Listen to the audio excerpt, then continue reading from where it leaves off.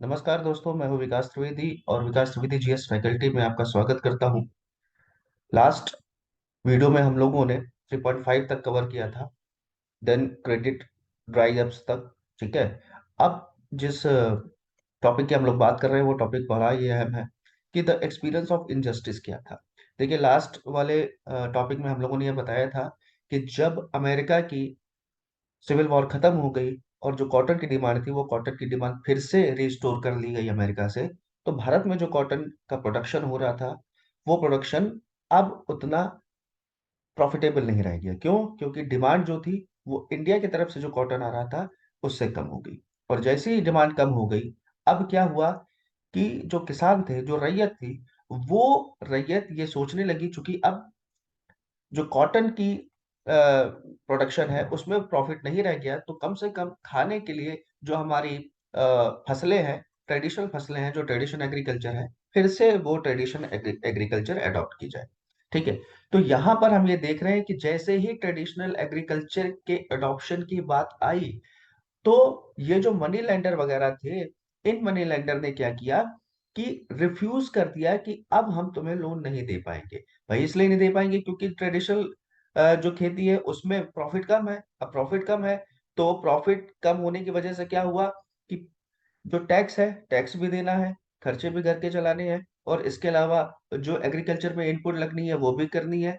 तो ऐसे समय में जो आम रैयत था उसको मना कर दिया गया कि अब हम तुम्हें लोन नहीं दे पाएंगे। और लोन नहीं दे पाएंगे, इसी का इनजस्टिस जो रैयत थी उनको फील हुआ। उनको ये फील नहीं हुआ कि वो ज्यादा से ज्यादा डेट में चले जा रहे हैं। ठीक है। या उनको ये फील नहीं हुआ कि वो मनी लेंडर पर बहुत ज्यादा डिपेंडेंट हो चुके हैं अपने सर्वाइवल के लिए।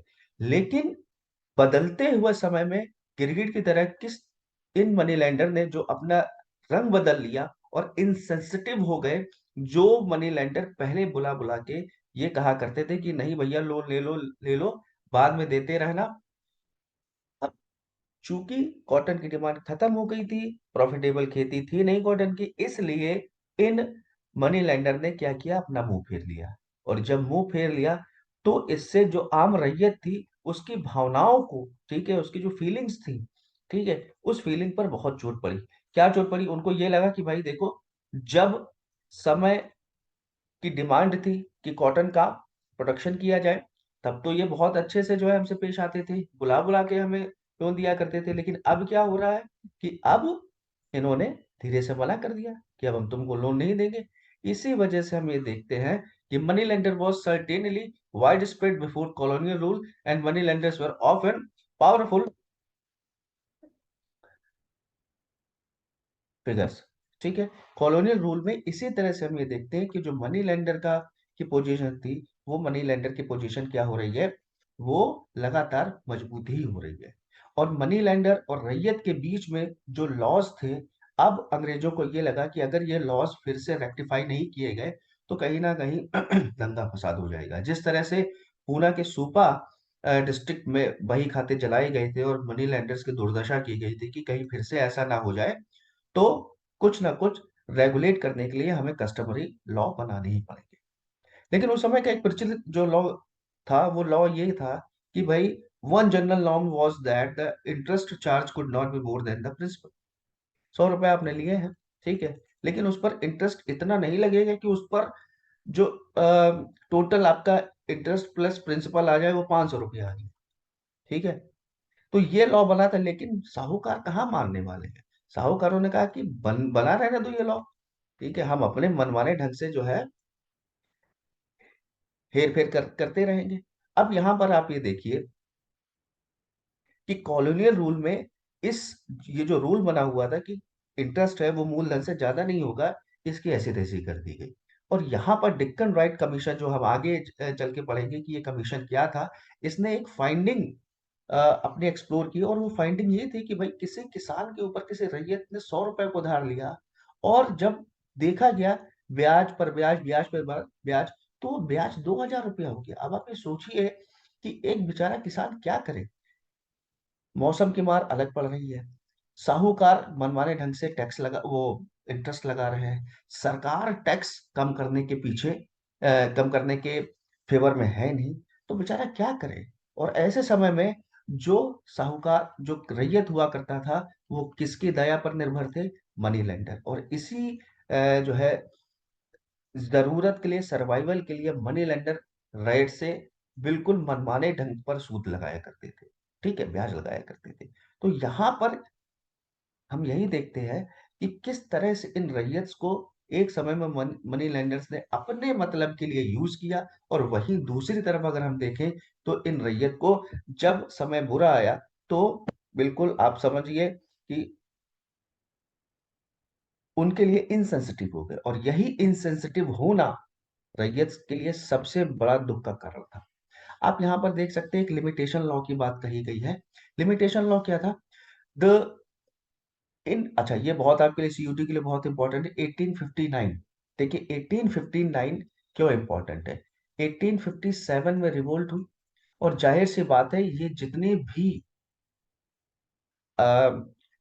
एक्सप्लॉइटेशन की पॉलिसीज थी, इन्हीं का एक गुस्सा लोगों में फूटा था 1857 की क्रांति के रूप में। 1858 में ये कंपटीशन का क्वेश्चन बनता है, बहुत इंपॉर्टेंट एक्ट पास हुआ जिसको कहा गवर्नमेंट ऑफ इंडिया एक्ट 1858। इसमें जो ईस्ट इंडिया कंपनी का शासन था उसको पूरी तरह से खत्म किया गया। और इसमें जो ब्रिटेन के महारानी थी उन्होंने ये कहा कि I will give you the good governance, ठीक है, गुड गवर्नेंस। इसलिए 1858 का जो एक्ट है वो क्या कहलाया? Act of good governance. और चूंकि गुड गवर्नेंस देनी थी तो थोड़ा बहुत तो अंग्रेजों को ऐसी पॉलिसी बनानी थी जिससे जो भारतीयों के अंदर का गुस्सा है वो गुस्सा क्या हो, थोड़ा सा कम हो। तो यहां पर बनाया गया एक लिमिटेशन लॉ। अब देखते हैं भाई ये लिमिटेशन लॉ क्या था। It stated that the loan bonds signed between the money lender and ryots would have validity only for 3 years। क्यों भाई 3 years? क्योंकि 3 years में जितना भी, अब किसी व्यक्ति ने 100 रुपए लिया और ब्याज लग रहा है, तो ब्याज ज्यादा से ज्यादा आपका कितना होगा? 50 रुपए होना चाहिए, 100 रुपए होना चाहिए, या बढ़ के मान लीजिए 150 रुपए भी हो गया। तो 3 साल में जितना भी ब्याज है, ठीक है, वो ब्याज 3 साल में सेटल हो जाना चाहिए। तो इन्होंने ये बताया कि मैक्सिमम जो लिमिटेशन होगी वो लिमिटेशन क्या होगी? 3 साल की होगी। This law was meant to check the accumulation of interest over the time. भाई क्यों एक्यूमुलेशन? क्योंकि आप देख रहे हैं कि 100 रुपए पहले लिया गया, ब्याज 2000 रुपए है, कहां से किसान दे पाएगा? तो थोड़ा सा मनी लेंडर्स के ऊपर भी नकेल कसनी थी। तो इस वजह से लिमिटेशन लॉ लाया गया। 3 साल के लिए इसमें वैलिडिटी हुआ करती थी। और 3 साल के बाद फिर देखा जाता था कि किस तरह से ब्याज लगाया गया है, ब्याज की दरें इन साहूकारों ने क्या लगाई है। लेकिन हमारे इंडिया में तो आप जानते हैं कि नया नया जो है क्या कहते हैं, जोड़ तोड़ निकलता ही रहता है। यहाँ पर क्या हुआ? Forcing the ryot to sign a new bond every 3 years। ठीक है, 3 साल बीत जाते तो 3 साल बीतने के बाद पिछला जितना भी जमा वगैरह है उसको खत्म करने की कोशिश की जाती थी और एक नया बॉन्ड साइन किया जाता था। लेकिन यहाँ पर हम देखते हैं when a new bond was sign, the unpaid balance that is the original loan and the accumulated interest was entered as the principal on which a new set of interest charge was calculated। ठीक है, ये चीज की गई कि पिछला जितना बकाया है, मूलधन 100 रुपए मान लीजिए लिया था और बकाया 20 रुपए रह गया, तो अब जो नया बॉन्ड बनेगा वो 120 रुपए से बनेगा। फिर से उस पर जो इंटरेस्ट चल रहा है वो इंटरेस्ट जोड़ा जाएगा और फिर 3 साल के बाद क्या होगा? यहाँ पर नया बॉन्ड तैयार किया जाएगा। अब साहूकारों को ये लगा यार ये तो जो है एक रिकॉर्ड हो गया। अब ये रिकॉर्ड अगर दिखाया जाएगा तो रिकॉर्ड दिखाने में हम अपनी मनमानी कर नहीं पाएंगे, क्योंकि ये जो रिकॉर्ड है ये ब्रिटिश राज देखेगा कि भाई इंटरेस्ट किस तरह से लग रहा है ना। तो यहाँ पर इसकी काट निकाली गई। अब क्या हुआ कि मनमाने ढंग से पहले तो टैक्स लगाया गया, टैक्स ओ सॉरी इंटरेस्ट लगाए, इंटरेस्ट लगाने के बाद इतना प्रिंसिपल और इंटरेस्ट मिला के इतना बड़ा अमाउंट कर दिया गया कि जो रैयत था वो ये कहता था ये माए बाप हमारे पास तो जो है इतना तो हमने लिया भी नहीं है और आपने इतना कर दिया।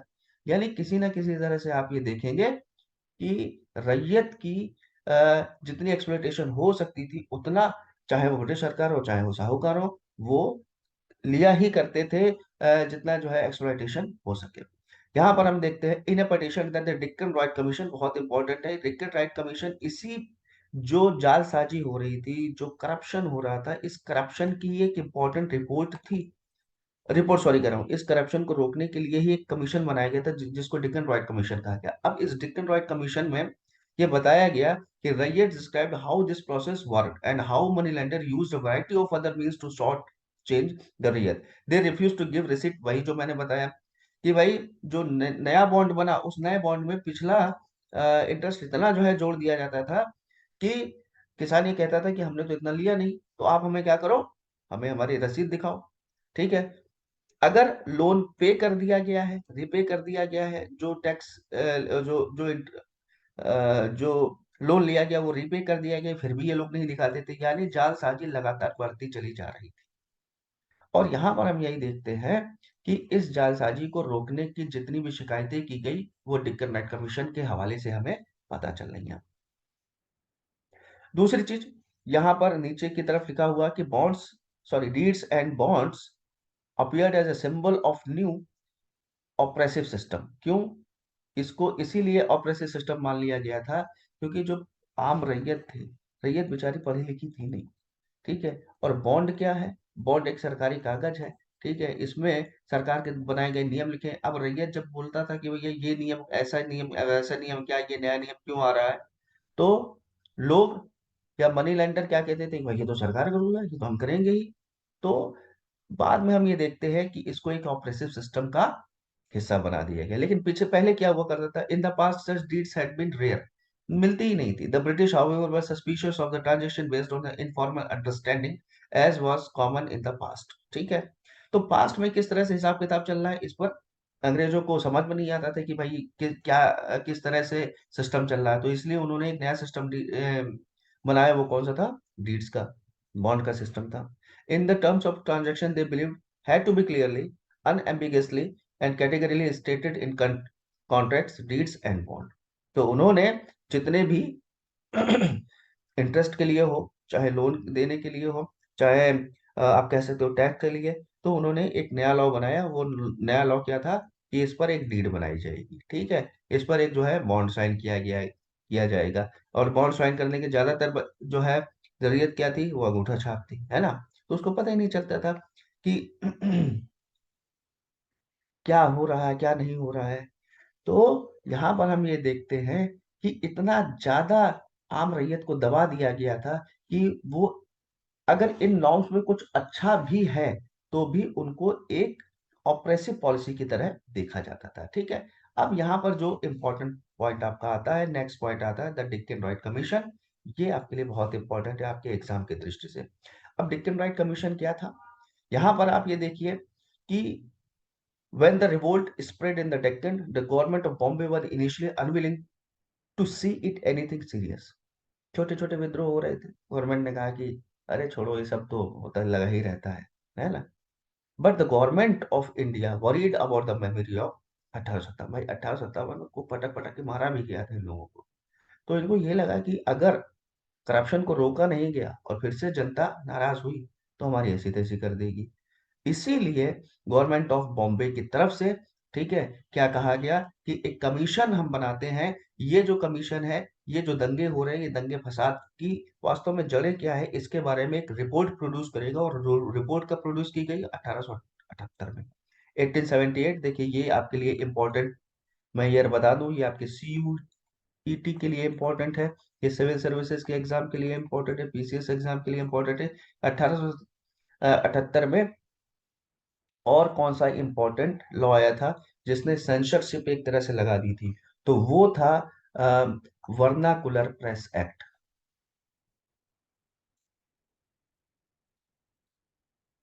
ठीक है, वर्नाकुलर प्रेस एक्ट क्या था कि जितनी भी लोकल लैंग्वेजेज हैं उसमें अगर न्यूज़पेपर ने ब्रिटिश सरकार के खिलाफ कुछ लिखा तो उस पर सेडिशन चार्ज लगा के क्या कर दिया जाएगा, उस न्यूज़पेपर की दुकान बंद करा दी जाएगी। तो ये आपके लिए इंपॉर्टेंट है। ठीक है, इसको अपने दिमाग में बनाए रखिएगा। 1878 में एक और लॉ बनाया गया था, वो वर्नाकुलर प्रेस लॉ बनाया गया था। ठीक है, तो डेक्कन राइट कमीशन ने अपनी जो रिपोर्ट सौंपी, वो रिपोर्ट 1878 1878 में सौंपी। क्या था भाई इस रिपोर्ट में, this report referred to as Dickon Wright report provides historian with a wide range of sources for the study of rights sorry। ठीक है, तो इसमें हमें जितने भी राइट्स हुए थे डिक्कन वाले क्षेत्र में उस राइट के बारे में हमें पता चलता है। The commission help inquiries in the district where the rights spread, recorded statement of rights, Sahukar and eyewitness, compiled statistical data on the revenue, rates, prices, interest and different region and collated the report sent by the district collector। यानी इस report को बनाता कौन था? DC बनाता था। ठीक है, क्या बनाता था कि मनी लेंडर क्या बोल रहा है, रैयत क्या बोल रहा है, लॉज क्या बोल रहे हैं, और गड़बड़ियां कहाँ हो रही हैं, फॉर्जरी कहाँ हो रही है। ठीक है। लिक्कन राइट कमीशन से आपका 4 नंबर का भी क्वेश्चन बनेगा, 2 नंबर का भी क्वेश्चन बनेगा। 2 नंबर का क्वेश्चन बनेगा तो आप सिर्फ इतना लिखेंगे कि इसमें क्या था। ठीक है। 4 नंबर का क्वेश्चन बनेंगे, जब बनेगा तो आप पूरा लिखेंगे कि बॉम्बे, गवर्नमेंट ऑफ बॉम्बे को प्रेशर डाला गया क्योंकि 1857 की जो यादें थी वो फिर से ताजा ना हो जाए, इसलिए एक कमीशन बनाया गया आपका डिक्कन राइट कमीशन। और डिक्कन राइट कमीशन की जो रिपोर्ट थी वो 1878 में पेश की गई, और इस रिपोर्ट को बनाने वाला डीसी हुआ करता था। क्या मैटर इस रिपोर्ट में रहा करता था? मेन राइट्स का रहा करता था। ये राइट्स किस तरह से हुआ करते थे, क्या कारण थे, किसने कौन सी आई विटनेस दी, मतलब सारे लोगों का क्या होगा इसमें हम देखते हैं, रिपोर्ट बनाई गई। तो दोस्तों यहाँ पर ये आपका चैप्टर खत्म होता है। आई होप ये चैप्टर आपको पसंद आया होगा। नेक्स्ट वाला जो चैप्टर है वो चैप्टर मैं थोड़ा सा आपको जल्दी पढ़ाऊंगा, यानी उसमें थोड़ा सा लेक्चर का टाइम ऑफ ड्यूरेशन और जो है जो मेन सार है चैप्टर का, वो चैप्टर का सार मैं आपको बता दूंगा। ठीक है, लेकिन लेक्चर खत्म करने के पहले एक बार हम लोग टाइमलाइन को देखते हैं। टाइमलाइन में आपके एग्जाम की दृष्टि से कौन इंपॉर्टेंट क्वेश्चन है और सीयूटी की दृष्टि से कौन से इंपॉर्टेंट क्वेश्चन है। तो सबसे पहले हम ये देखेंगे कि 1765 में क्या हुआ। ठीक है। 1765 में ट्रीटी साइन की, देखिए अब सीयूटी के लिए जो तैयारी कर रहे हैं वो देखें क्या है। 1765 में ट्रीटी ऑफ इलाहाबाद साइन की गई थी, याद रखिएगा इसको। ये एक तो बंगाल के नवाब के साथ साइन की गई थी, और दूसरी साइन की गई थी मुगल एम्परर के साथ, उस समय शाह आलम, ये भी याद रखिएगा, शाह आलम सेकंड, ये मुगल एम्परर थे। ट्रीटी ऑफ इलाहाबाद एक बंगाल के लिए साइन की गई, और दूसरी जो है साइन की गई थी अ, मुगल एम्परर के लिए। और इस ट्रीटी के द्वारा ही ईस्ट इंडिया कंपनी को दीवानी राइट्स प्राप्त हुए। दीवानी का मतलब होता है राइट ऑफ रिवेन्यू। 1773, क्यों? क्योंकि एकदम से बंगाल जैसे प्रॉस्परस स्टेट की, प्रोविंस की, जब रेवेन्यू की राइट ईस्ट इंडिया कंपनी को मिल गई दोस्तों, तो पागल हो गई, इतना पैसा, इतना पैसा। और ब्रिटिश संसद में ये लोग बोलने लगे थे कि अब ईस्ट इंडिया कंपनी को तो रेगुलेट करने की जरूरत है। तो एक 1773 में रेगुलेटिंग एक्ट पास किया गया, और दोस्तों इसी एक्ट के तहत 1774 में कंपटीशन का क्वेश्चन, सुप्रीम कोर्ट ऑफ